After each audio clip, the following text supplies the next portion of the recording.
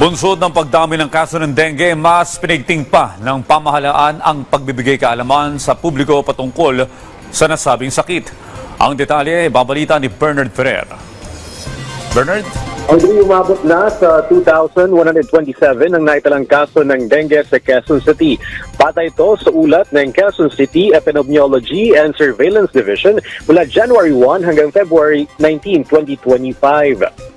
11 na ang naitalang nasawida sa dengue. Nagmula mga biktima sa mga barangay ng Capri, Barangay Pahay Toro, Batasan Hills, Doña Imelda, Fairview, Holy Spirit, Paligsahan, Apayatas B, Pinyahan at Vasra.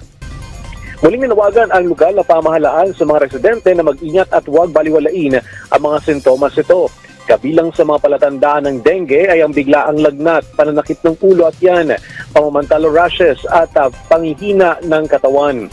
Upang makaiwas sa kagat ng lamok, ay nire-rekomenda ang pagsusuot ng long sleeves at pantalon, paggamit ng insect repellent at paglalagay ng kulambo sa oras ng pagtulog.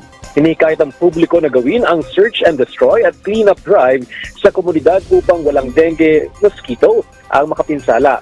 Patuloy naman ang surveillance update, health lecture at dengue forum ng Disease Surveillance Officers ng Quezon City sa mga barangay. Isa rin sa mga hakbang ng Quezon City LGU ang pagsasagawa ng fogging operation kung saan ilang barangay sa lungsod ang naisailalim dito upang malabanan ang dengue. Balik sa iyo, Audrey.